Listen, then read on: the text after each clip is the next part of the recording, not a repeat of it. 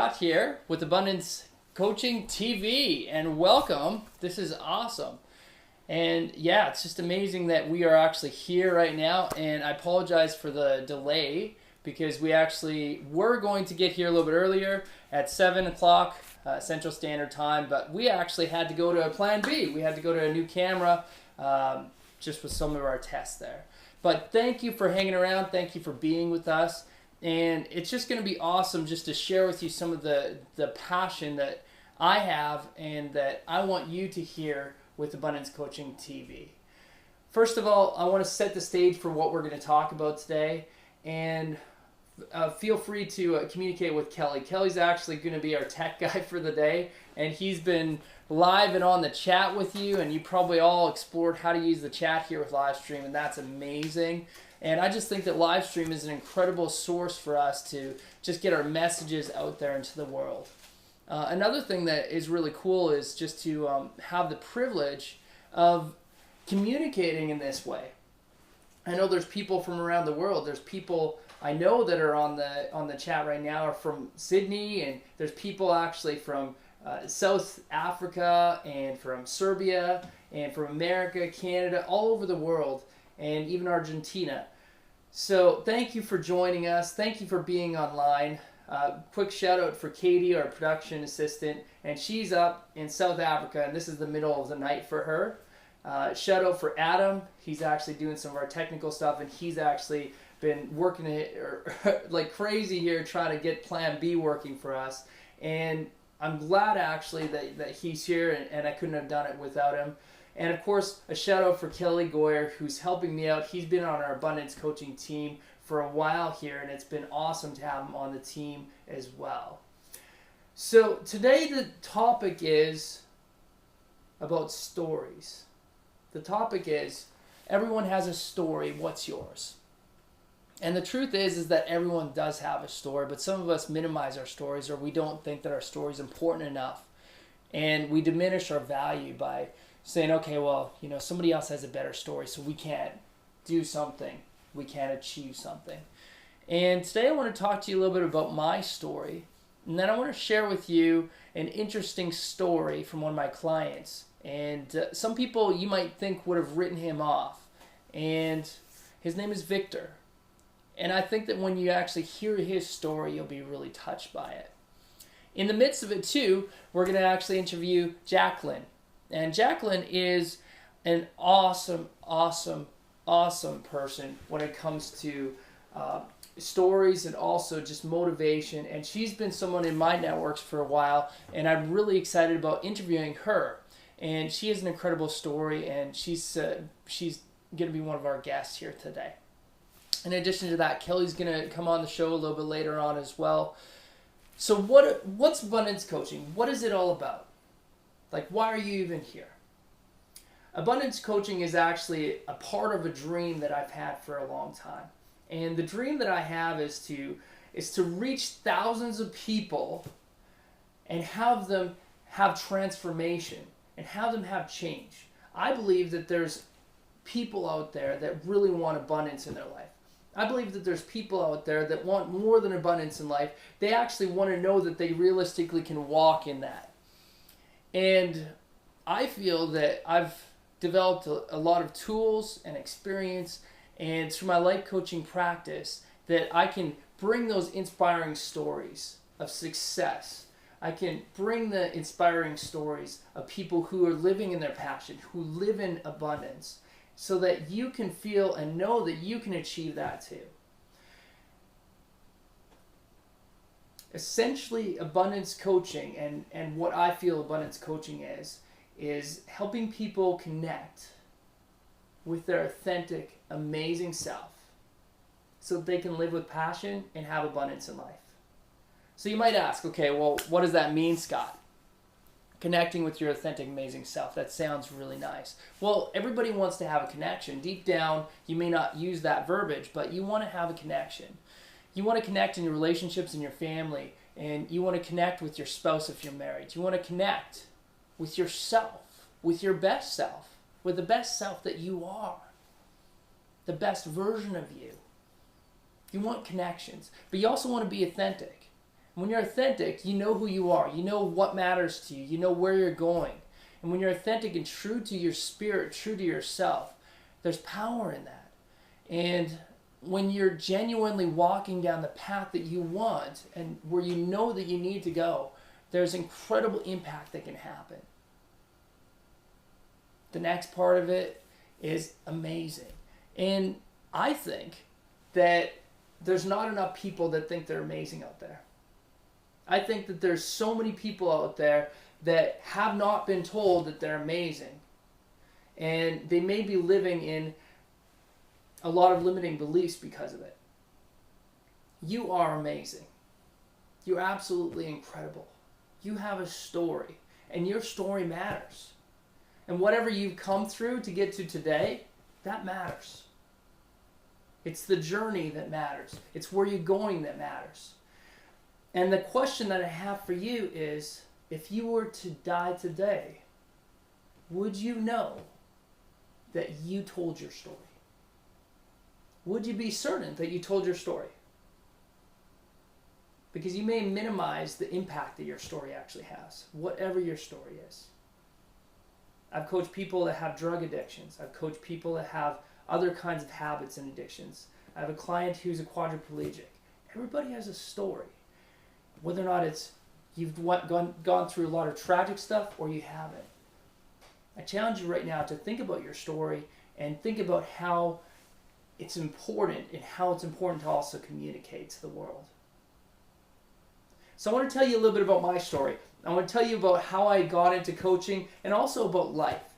And this story actually starts in 2006.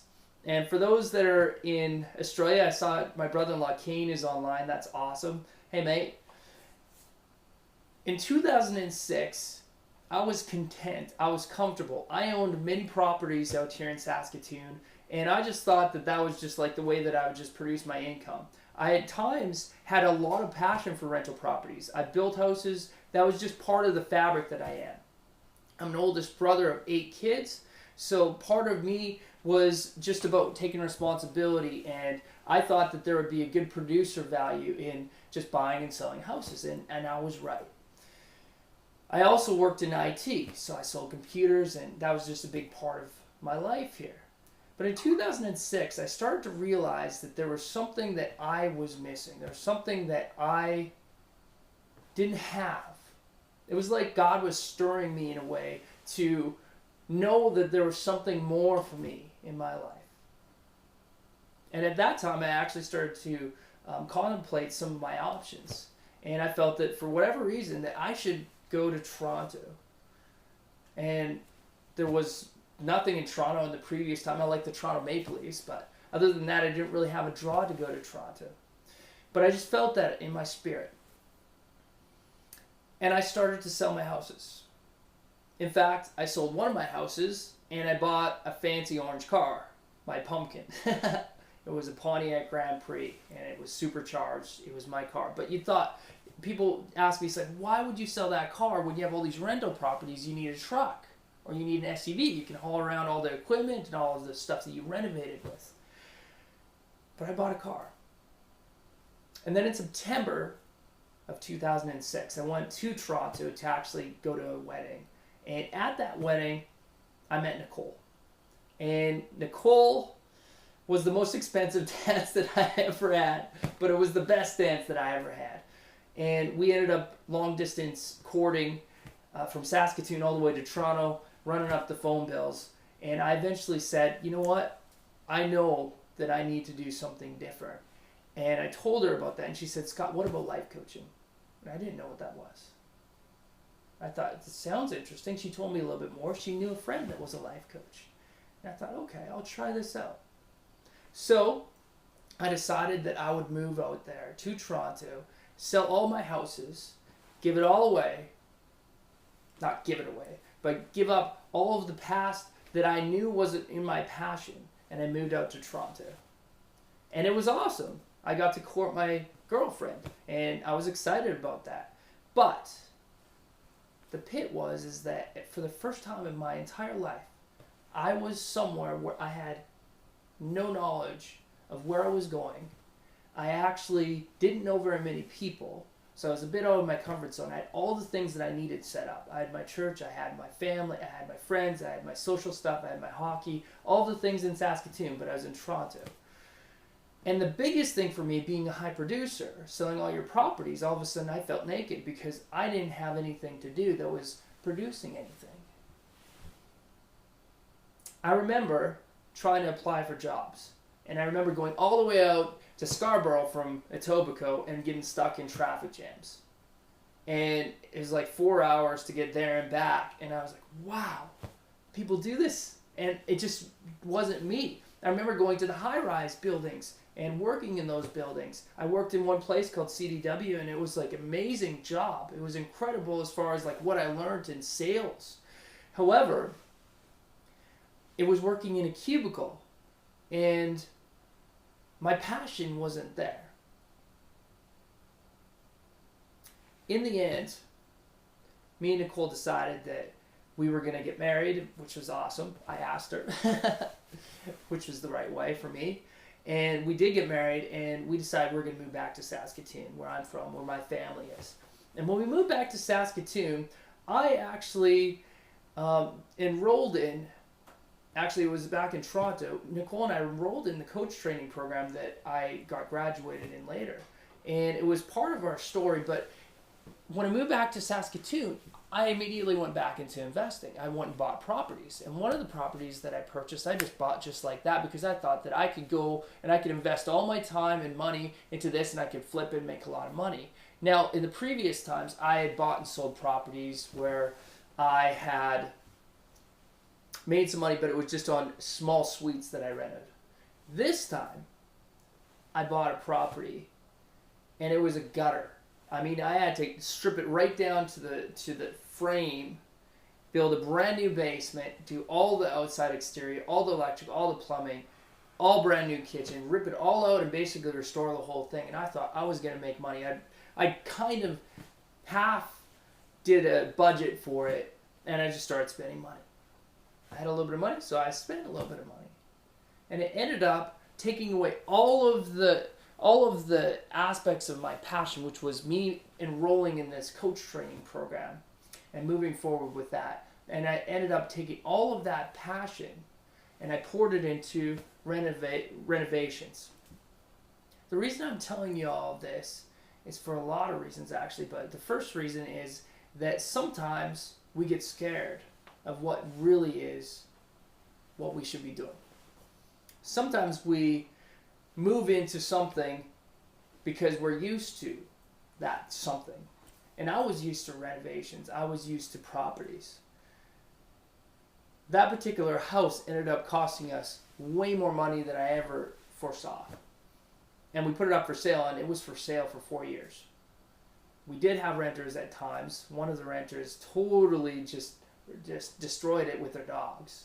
And we ended up having to do more work on it. It was 45 minutes away from where we live, so it was a long drive, and I spent many nights away from my family during that time. I spent almost an entire year renovating this property, and that was just a long time for me. But it took away from me doing what I know now that I needed to do. In the end, I'm happy to say that I purchased we sold that property, and that actually just happened here in October, so last month. And it was a big deal for us because for us it was more like an exit of that. And in the last 2 years, I've really flourished in coaching, and some of my clients are actually online with us right now.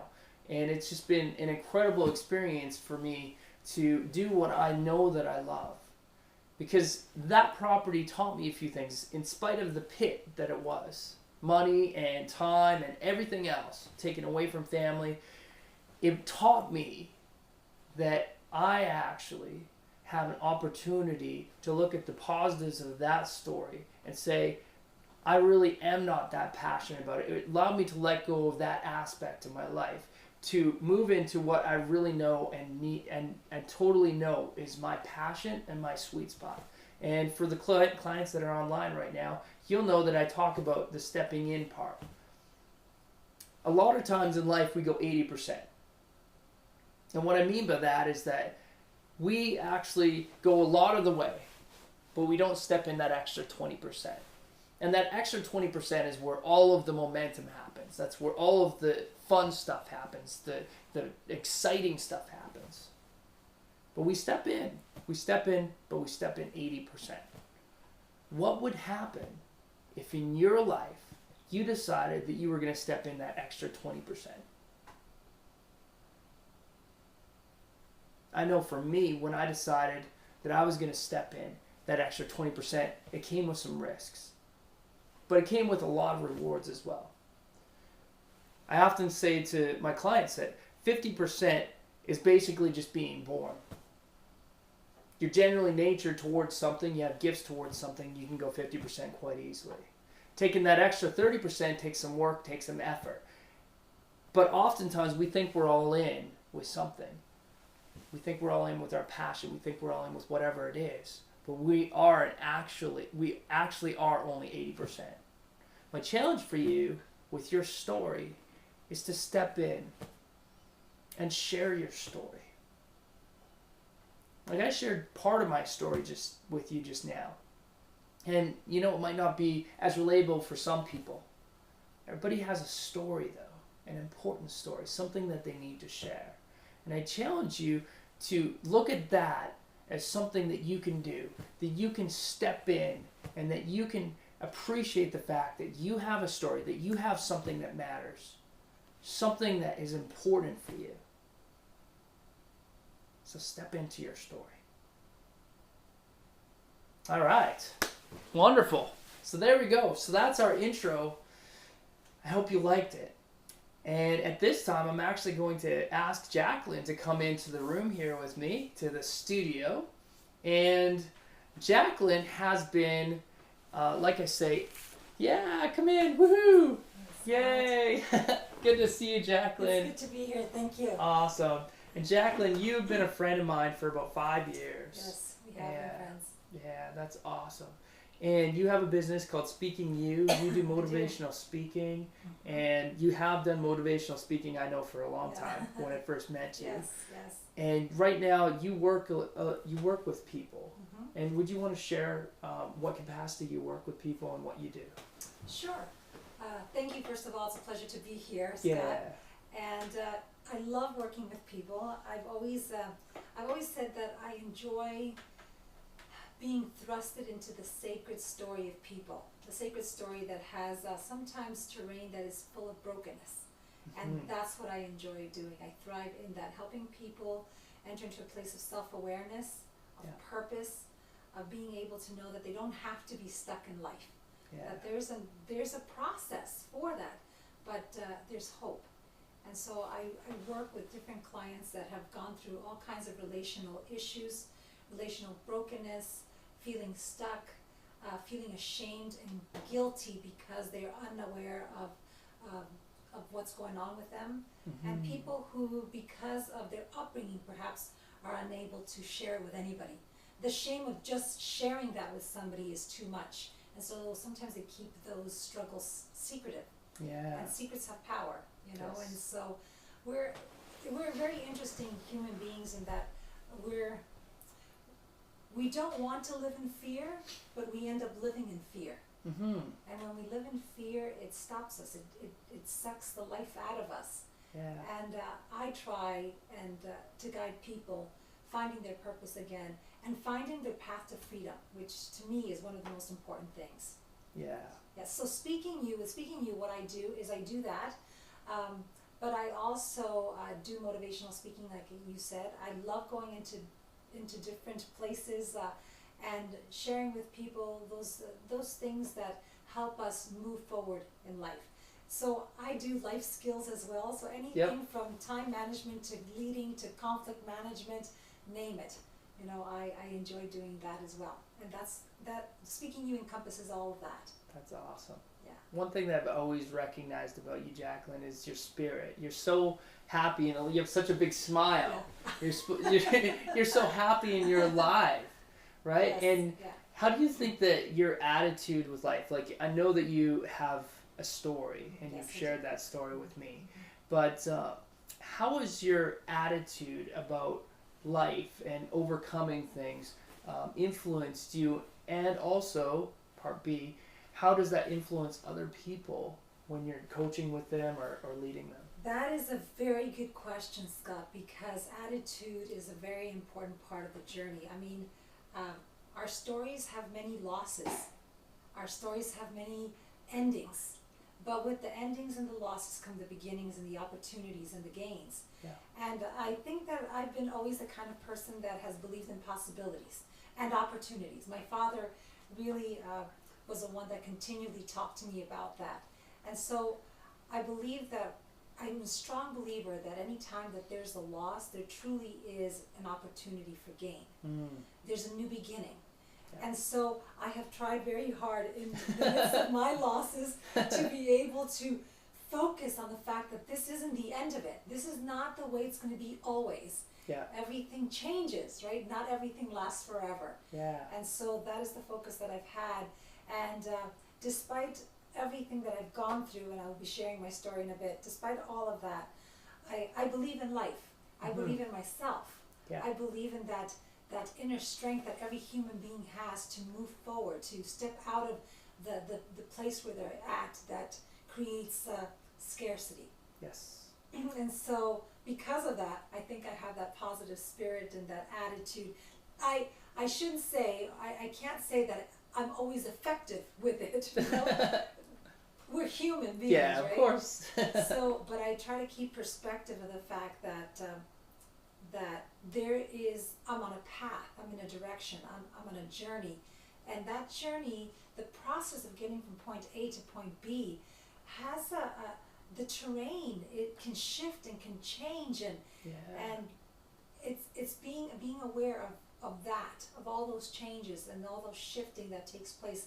That will take me to where I'm supposed to be. Sometimes I don't even know where that is, but I end up there.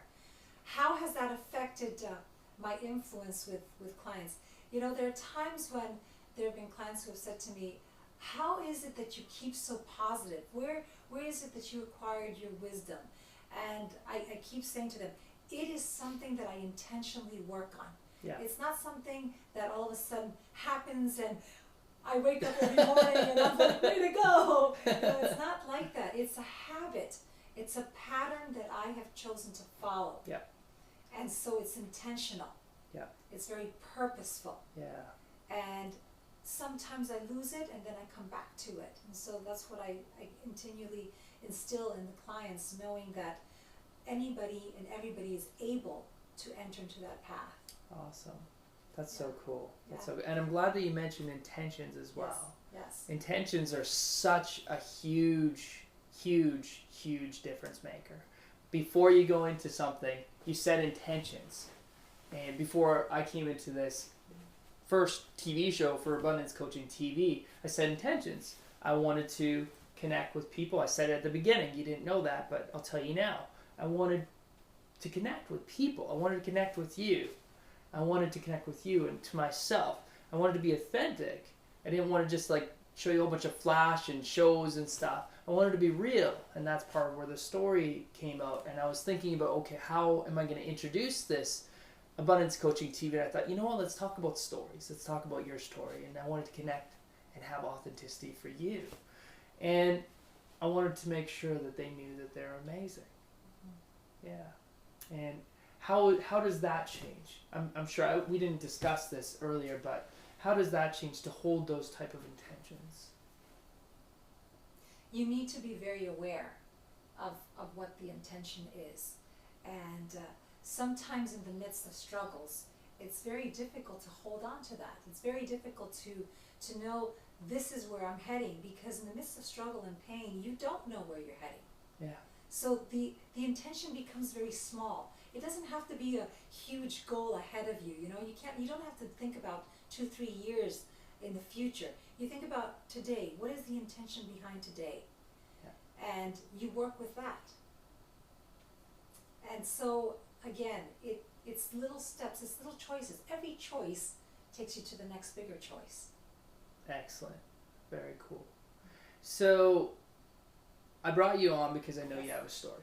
And you knew that our topic of the day is going to be telling stories. Yes. So Would you share part of your story with us? Just Absolutely. as much as you want to share. Yeah. I understand that some of it, you Yes. won't want to necessarily share live, but Mhm. just share. And also, when you share your story, can I ask you a favor? Could you actually weave it in such a way that someone on the other side could take something away? Mhm. And I know that you do that Mhm. anyway, but Mhm. just to be intentional with that. Sure. Well, I mean, stories are big. And your story, Scott, is big, and my story is very big, and it's very hard to know where to start. So you kind of have to think about what is it that I hope that you take from the story and then mention or tell that part of it. And so tonight, what I think I'm going to do is I'm going to focus on the part of my story that entails losses. And this took place, it started, my whole life I've had losses, but one of the most recent losses is one that I experienced 6 years ago when my marriage was falling to pieces. It was falling apart, and I lived for 2 years in a very unhappy and a very miserable marriage. Not for any other reason than the fact that I was miserable in it, and from the side of my husband at the time, there wasn't any, it didn't seem like there was a cooperative spirit to be able to resolve what was taking place. And so for 2 years, I lived in what I call, what I'd like to describe as comfortably miserable. Because I was miserable, he was miserable, but we somehow decided that we would stay within that misery. Because Right. it was a lot easier to fit into that Right. and less scary to continue within that than to make choices that would lead us to the next segment or part of our lives. Right. And so I lived like that for 2 years, and then finally 4 years ago, when life became intolerable, I decided at that point that I would remove myself from the marriage, and so I decided to separate at that time. Mm-hmm. What made things a little bit more difficult, however, was the fact that at the time I was also a pastor at a church in Saskatoon. And I think that one of the toughest part of my journey was not only the fact that I was experiencing a failure, what I described at that point as a failure in my marriage, but also what I was always used to and accustomed to, which was to be a part of a ministry in the church. Right. That I knew would have its consequences, because within the church context, the fact that you would have a crumbling marriage as a leader is not necessarily something that is accepted or tolerated, and harshly judged. Yeah. And so what was very interesting, that was the fact that for the 2 years that I lived in misery, I was able as a pastor to partake in everything that a pastor is able to. So I was able to preach, and I was able to counsel, and I was able to baptize, and I was able to do many things within the church, so long as the church didn't know that Right. my life was miserable and that my marriage was falling to pieces. But upon the decision to leave the church, to leave the marriage, Mm-hmm. things changed. Mm-hmm. And at that point, the church had a very difficult time knowing how to handle me. But they were pretty good. They gave me an 8-week leave, and that was wonderful. But the 8 weeks leave was for me to ensure that my marriage was restored. Well, we cannot restore a marriage within 8 weeks. So came back to the church and so forth. To make a very long story short, within a year after I returned to the church, the pastor had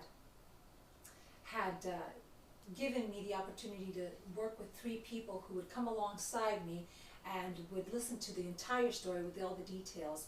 And so I walked with them, and they were going to give recommendation as to whether I would be ordained eventually within the church.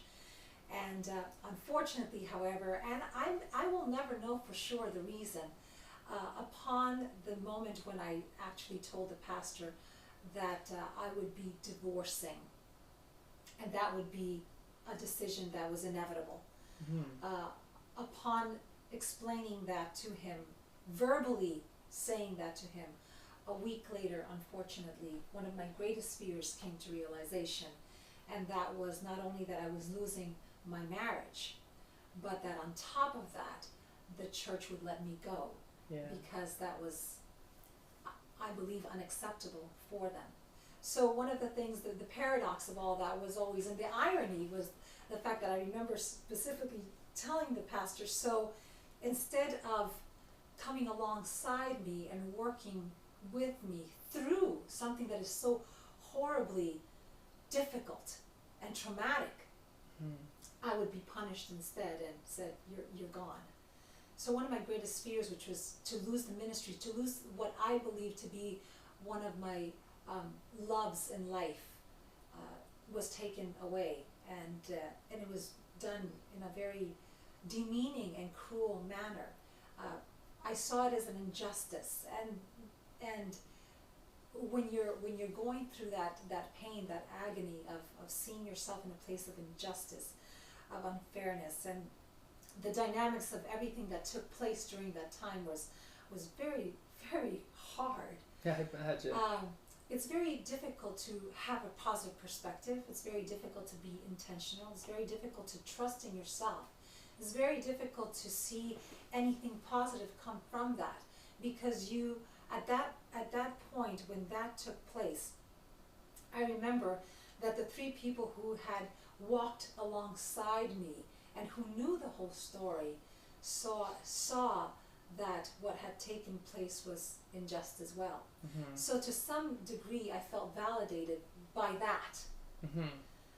But nobody can actually help you through the pain and the anger and the bitterness that you feel at that point. So the losses were huge. When I made the decision that I would separate from my husband and inevitably divorce, I took my risks. I knew I had to end the hypocrisy in which I was living, in the sense that I continued in a church where I knew that I was not given the freedom to be everything that I could be. Right.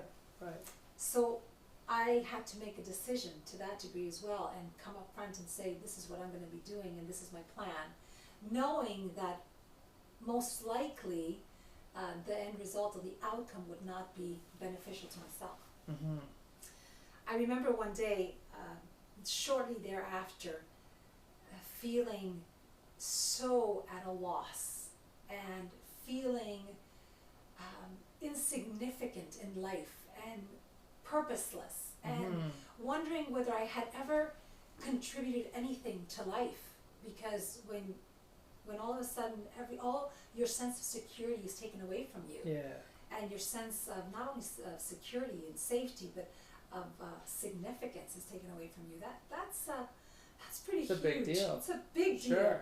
So I remember sitting in front of what used to be my place in a little town away from here, and thinking to myself, at this very moment where I am, I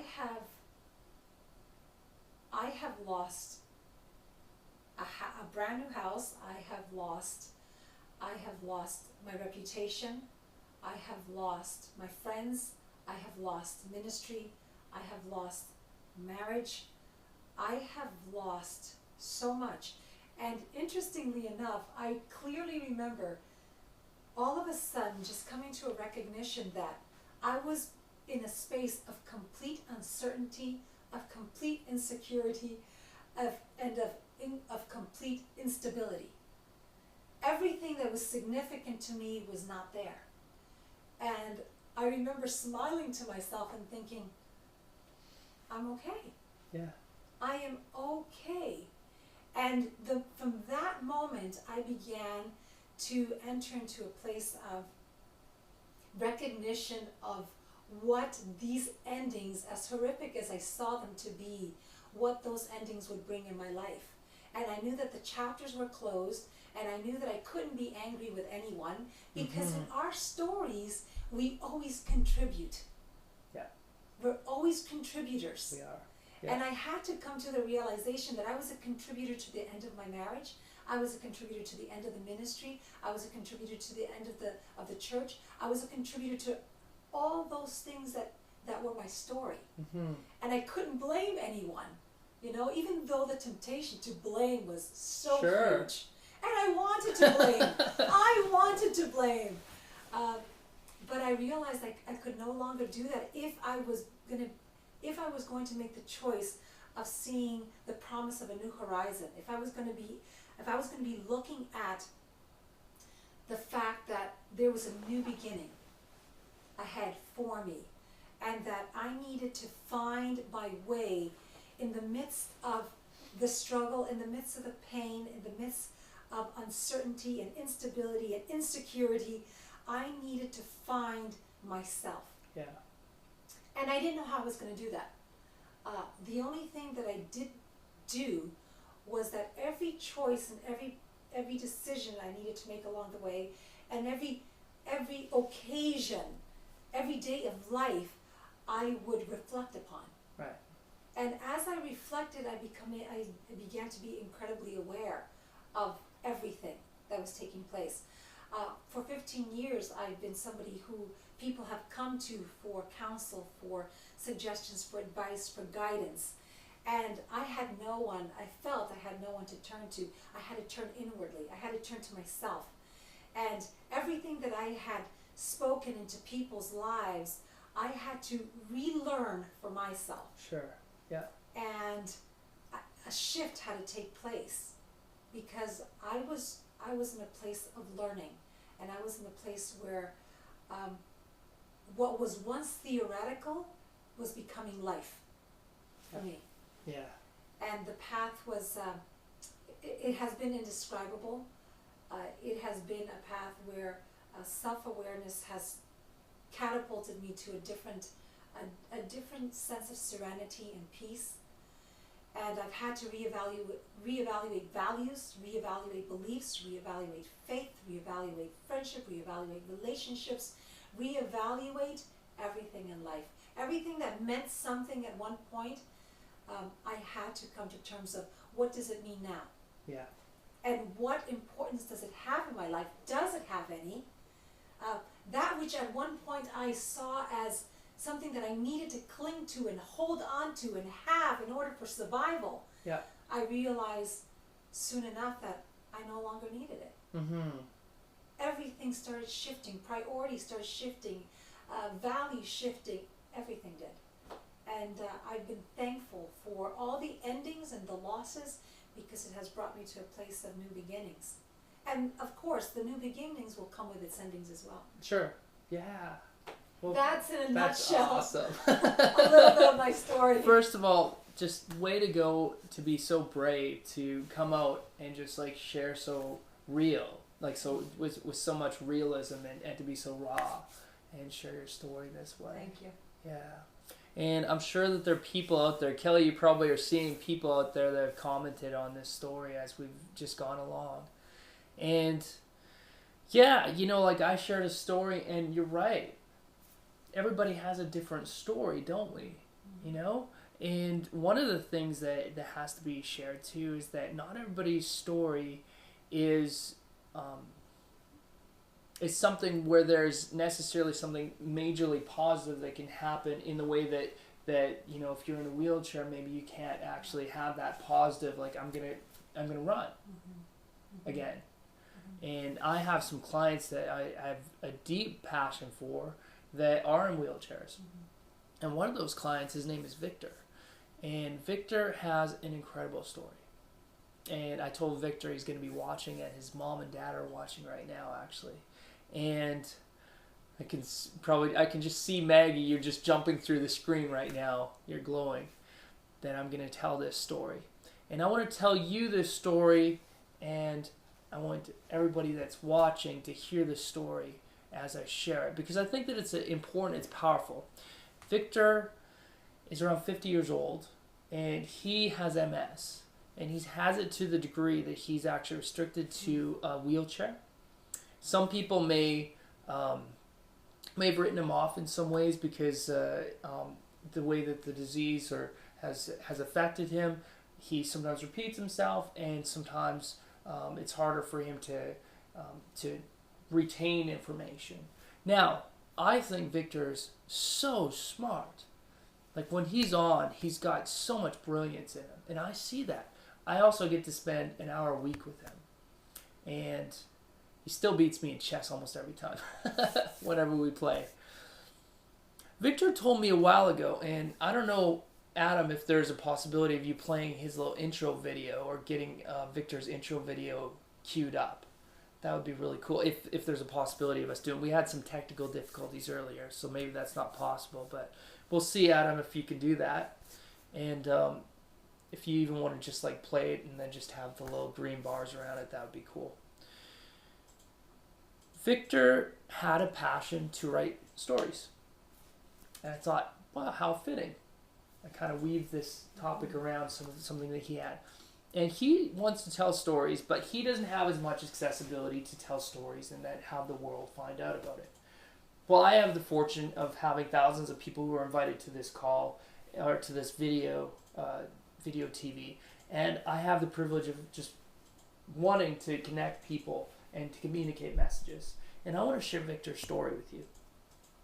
Victor had an inspiration when he first heard the starfish story. So, and if you haven't heard the starfish story, it basically goes like this. All of a sudden, one day at dawn, an old man was standing on the beach, and he saw a young man throwing starfish or throwing something into the ocean. And the old man went up to the young man and went, "Young man, what are you doing?" He had all this joy and this glee in his eyes as he was throwing these starfish into the ocean. He's like, "There's so many starfish out there. How could you possibly save them all?" And he said, "Well, if I don't save them, then they're going to die." And the old man persisted, saying, "Well, but it's like, look at the beach. There's thousands of miles of beach. Surely you can't save them all." "That's why I can make a difference to this one," the young man said back to the old man. And he threw that starfish back into the ocean. And how cool is that story? Because in life, it's kind of like that parallel too with that's where I think about my life. And sometimes I think, okay, well, I can't make a difference to all these people. There's a lot of starving people in Africa, but I can sponsor two. And I can make a difference in their lives. And I know that there's people, actually, Kane, if you're still on here, man, I'm so proud of you. My brother-in-law, Kane, he just did a bike ride, 200K bike ride. Wow. Yeah, it's incredible. And it was for cancer, and his mom passed away this past year of cancer. And he can make a difference to somebody for cancer treatments. And there is a difference that you can make for one. Mm-hmm. Right? So Victor told a story. And this story, I think, is just incredible. I'm just going to share it here with you. And Victor's idea was that he wanted to come up with the second thoughts on the starfish story. And Adam, is it possible to watch the video at all?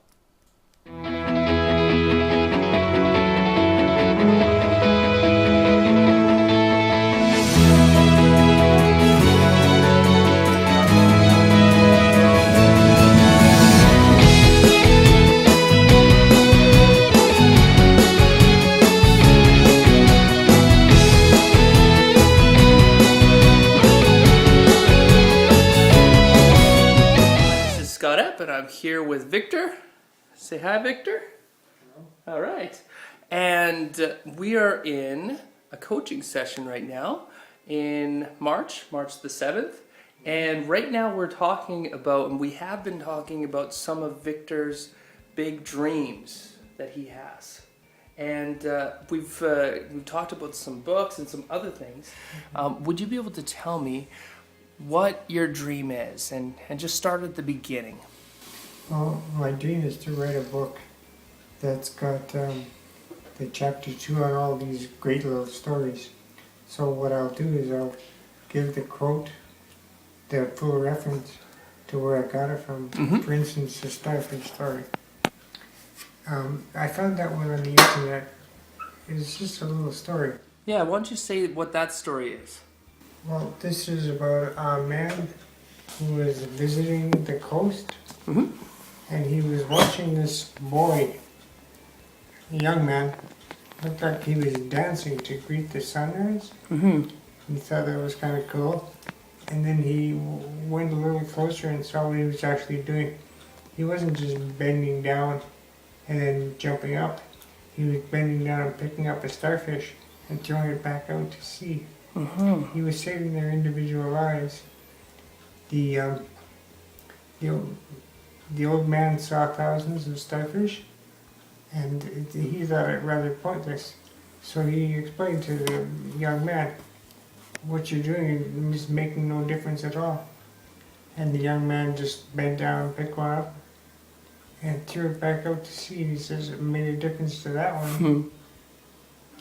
So he was saving the life of his starfish.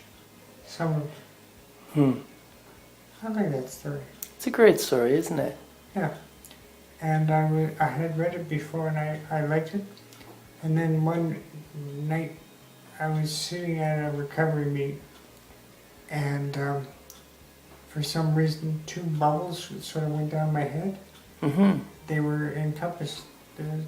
It wasn't a visual thing, it felt like 2 drops of Mm-hmm. rain. And the first one was that story.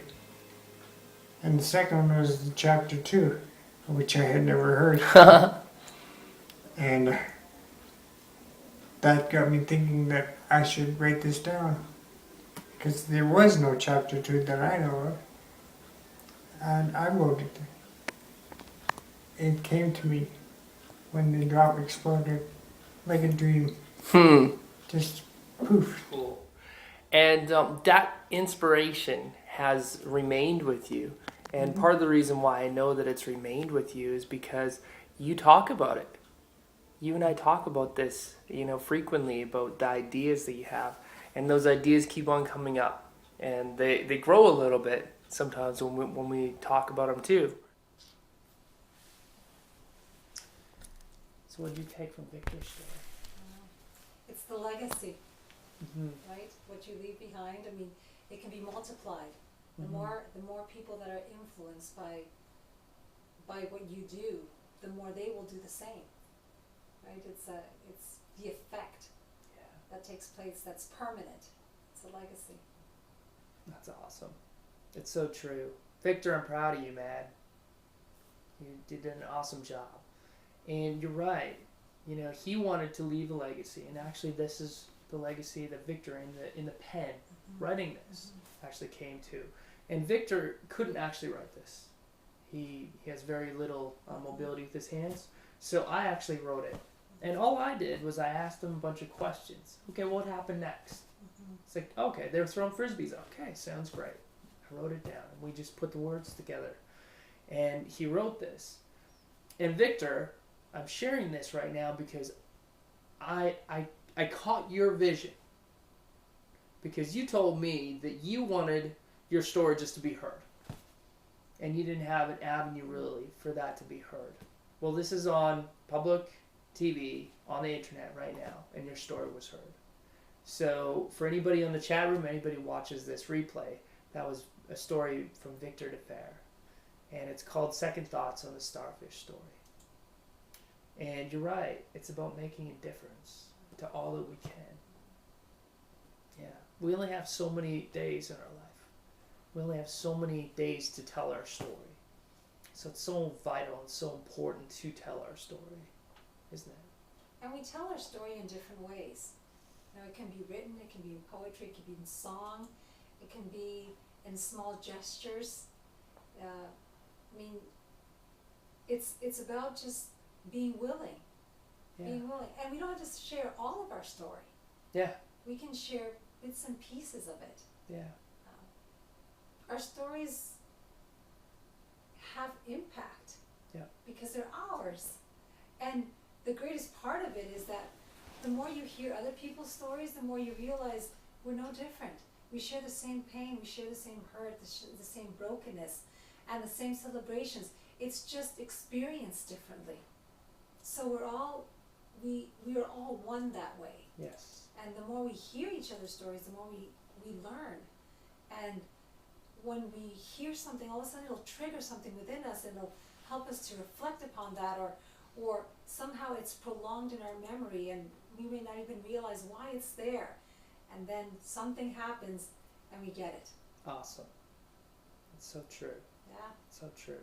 And there's one other thing that I want to share about stories, as you were saying that I think really is powerful too, is the openness that we have to hear other people's stories. You know, busy. Everything's busy, right? And to stop and say, okay, I'm taking some time out. Somebody started something, and they're probably only going to tell us this little slice. But I can tell you countless times when I've just stopped myself to hear somebody's story, hear what's going on with them. And I can tell a quick story about, I was recently on an airplane. I was flying back from Abbotsford, and I had the privilege of jumping from the airplane, getting on the airplane and sitting beside an elderly lady. And she actually recently lost her husband. And we had a captive audience. And I could have just done what a lot of people do and stared forward. But I didn't. I started to talk with her.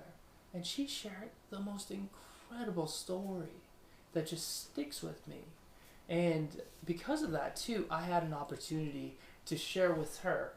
And she had a hard time because everything was with her husband. And one of the challenges that I gave to her is that she would actually go out and do some of the things that she's passionate about. We talked about her passions again. And she recognized that she really could do some of those things again. And that really made a big difference for her.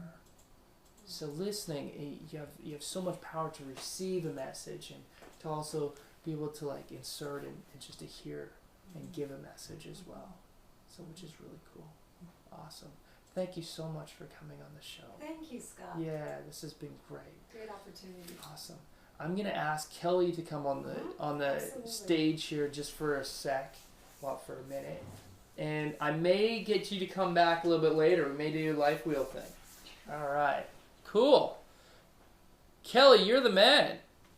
Now, Kelly Goyer's been in my network for a good while, and I've been just so privileged to have somebody on my team, on the abundance coaching team like Kelly. And one of the major reasons for that is that I just feel that Kelly has an incredible spirit.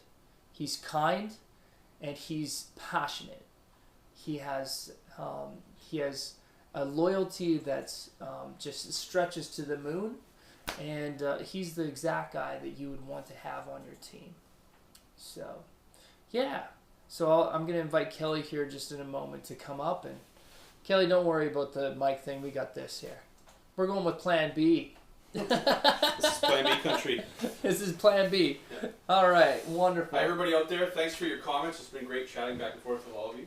Yeah. Wonderful. So now you get to see the man behind the computer that's been chatting away with you. That's awesome. Very cool. Very cool. All right.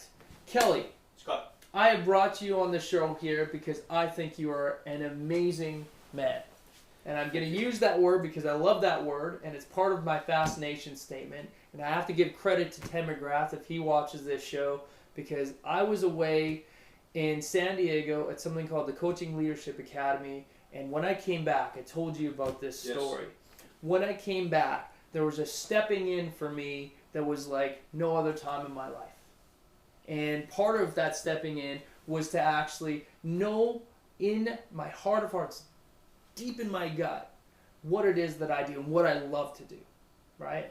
And I told you, and I've told the audience here, my fascination statement, what makes me different, is that I help people connect with their authentic, amazing self so that they can live with passion and have abundance in life. And there's something incredible when you actually come through something like that and you actually experience something like that where somebody else brings you right on that par where you could say, that clicked with me. That clicked. And it was just like, it was like that hit home. Yeah. Yeah. So Ted, when you're watching this, you know that was a major, major difference maker for me. Mm-hmm. You touched somebody, Ted. There you go. Awesome. And mate, I have to talk to you about this story. There was something that changed. We had a conversation. I did a live telesummit recently, and you hosted it for me. Yeah. And we just we talked for an hour and a half after that thing. And you were sharing part of the story was just like, in my energy, you noticed how different I was. Yes, absolutely. Yeah. And you were like, man, I feel elevated as a result. Yeah. Yeah. So you want to share a little bit about that? Well, sure. First, let me just start by saying that I think a lot of people are under the impression that we are primarily beings that think. We define ourselves by our thinking, and we do things through our thinking, and that seems to be the primary way people have conceived of themselves. And one of the amazing things about the story I could tell about the summit that you were participating in, and my experience with that was the realization that we are not thinking creatures. We're really energetic creatures, right? And that is what allowed me to have the experience working on that summit with you, where I was tapped into the energy that was coming off of you, right? Yeah. I mean, you were very much in the zone, and you were coming from a place where you were deeply passionate and deeply motivated to live that passion out. Yeah. In a way that touches people, that moves people, that helps people connect in some way. And I don't know if anyone could have been a part of that summit and not been touched somehow by your conviction and again and the energy that you were generating as part of that experience. Yeah. And that flowed, because I can't say that the energy part that we're talking about, that flowed from my weekend at the Coaching Leadership Academy. Absolutely. In and through me. And it wasn't that a lot of new concepts came to me. It was that, okay, this is a for real thing. I'm a full-time coach, and I actually know that I'm going 80% of the way. What's it going to take to jump in and go all in? Well, Jacqueline and I were just talking about this before she came on to the show, and we were talking about getting out of your own way, right?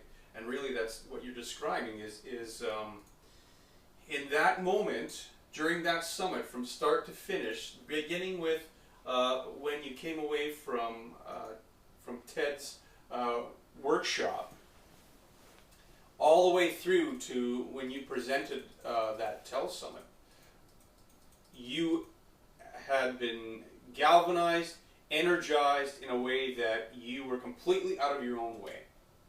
You weren't holding yourself back.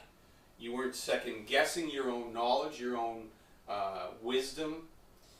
You were just going for it, right? And instead of jumping in at 80, you jumped in with a full 100. Nice. And that's the difference that it can make. Yeah. Awesome. So cool. So cool.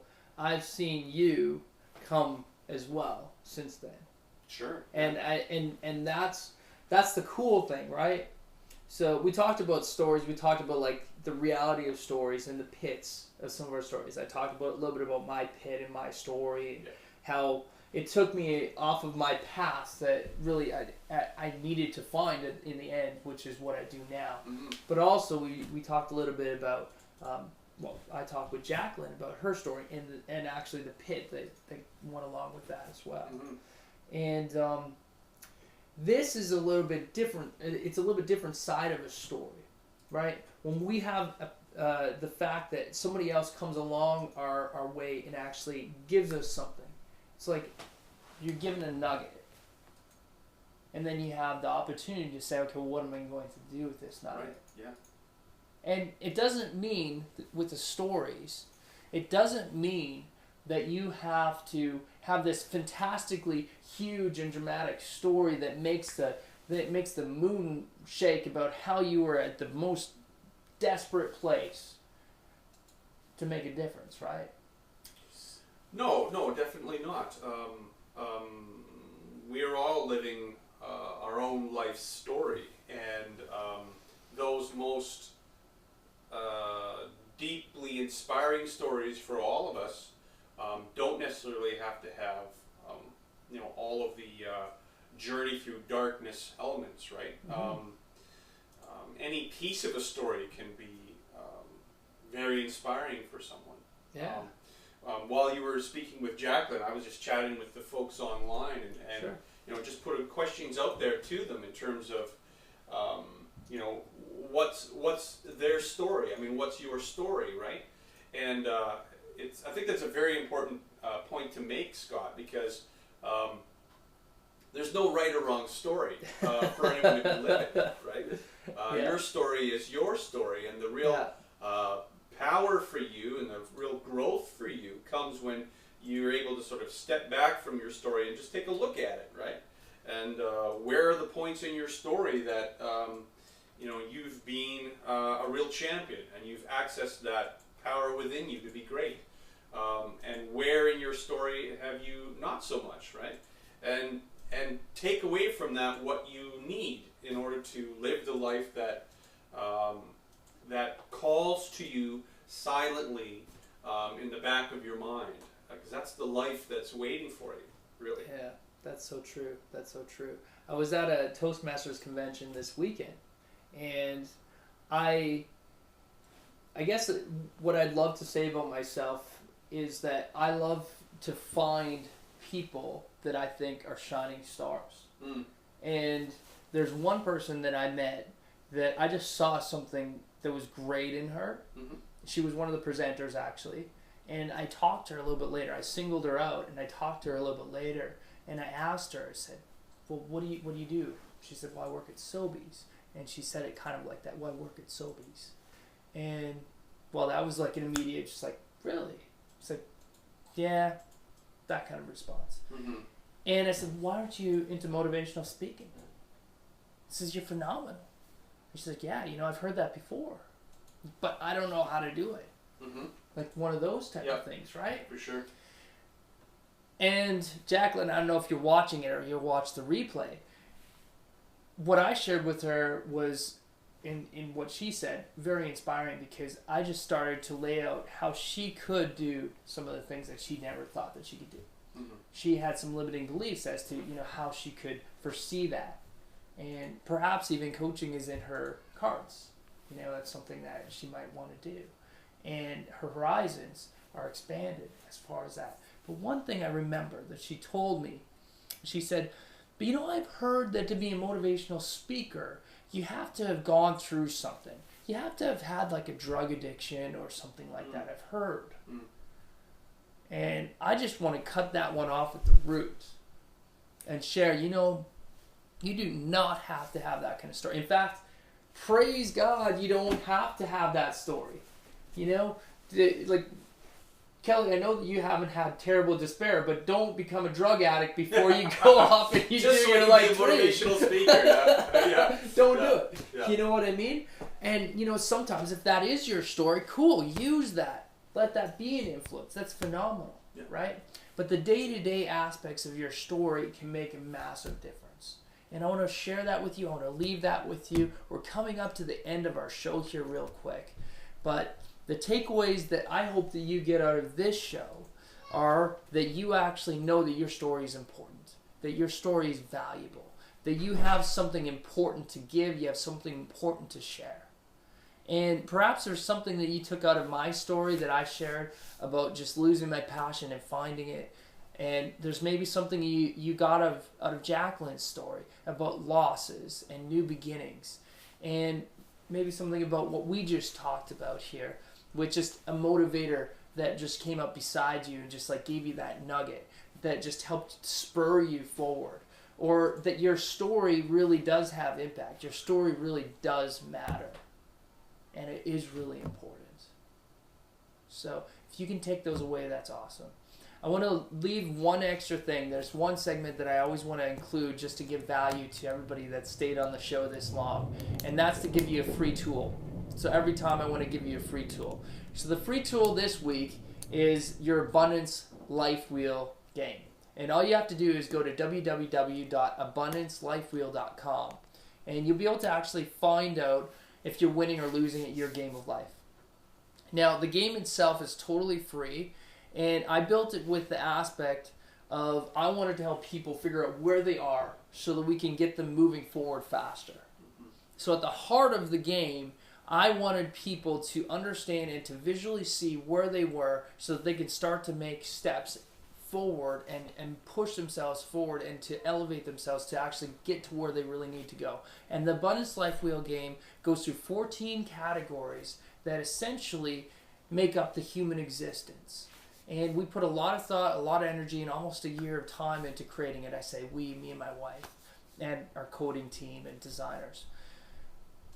What you can get out of this is something incredible. You can get awareness and clarity. You will see where your balance is in your life. You will also see where the momentum is in your life. And the benefits to actually getting clarity and figuring out where you are immense. Immense. If you don't know where you're going, if you don't know where you are, you won't know where you're going. And Socrates says, and I'll repeat this, is one of my favorite quotes, an unexamined life is not worth living.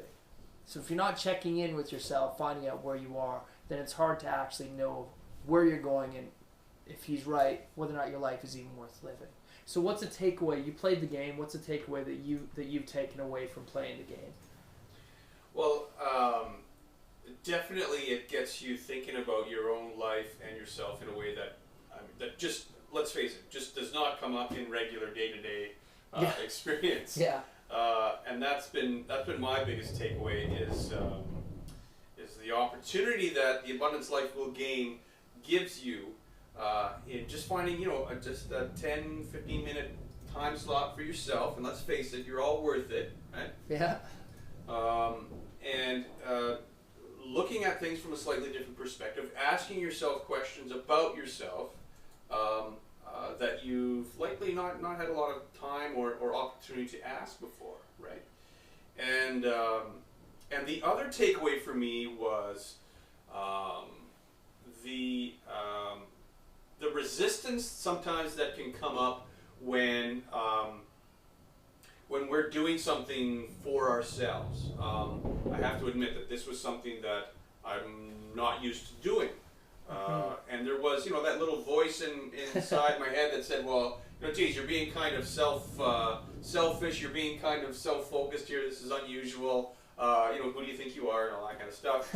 And, just sort of, I was able to just kind of, okay, thanks very much for your input, but I'm going to do this anyway, kind of thing.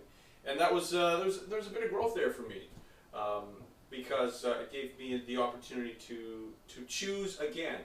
Right, and to choose that, I am worth a few minutes here and working on my life and looking to get more out of my life from a rewarding and a generative perspective, not from a selfish, sort of materialistic kind of. Yeah, that's right. So. That's right. Awesome. So again, you can go to abundancelifewheel.com, just exactly as it sounds, abundancelifewheel.com, and you can play your game for free. And I hope that you actually get the clarity that you need to find, because sometimes there's areas that you need to actually work on in your life, and you don't know necessarily where it is. One of the things that I often discuss with my clients is, in life there's not very many measuring sticks on how you are doing. And there's a lot of measuring sticks in sales if you're working in sales, or if you're in business, there's measuring sticks on how successful you are. And in life, there just really isn't those measuring sticks.